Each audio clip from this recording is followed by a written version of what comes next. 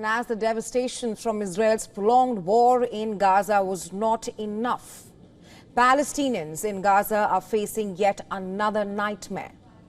A rare paralytic illness.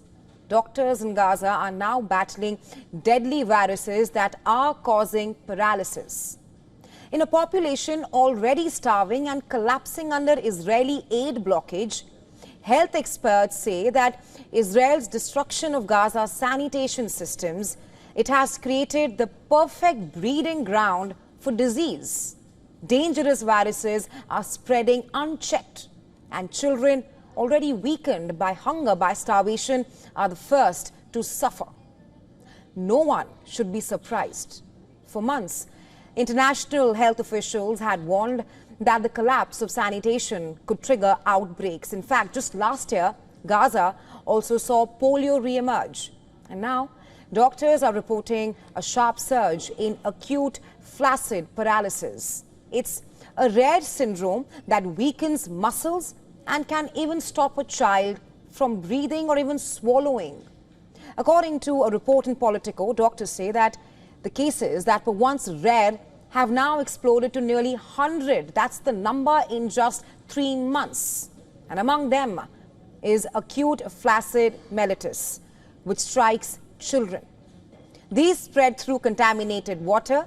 The World Health Organization confirms at least 32 cases of paralysis in children under the age of 15 has been reported. Nearly 70% of tested samples were linked to enteroviruses, which is far higher than in previous years. The WHO also points to collapsing sanitation, malnutrition, and the blockade on medical care as key drivers. What about the treatment? In Gaza, it is almost impossible to be treated.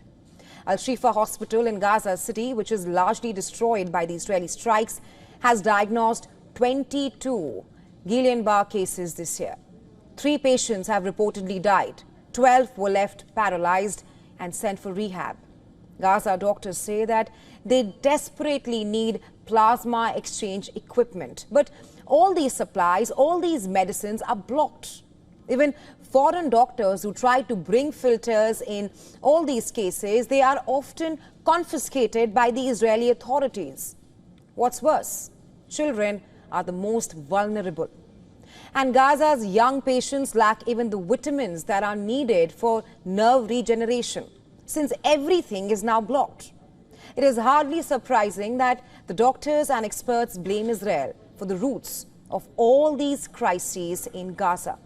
Remember, Israel's response to the Hamas attacks of October 7, 2023 has included restricted food into Gaza.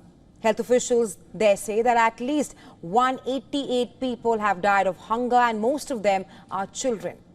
The UN estimates more than 1,300 Palestinians have died just while searching for food and aid. And the global condemnation is growing louder with each passing day.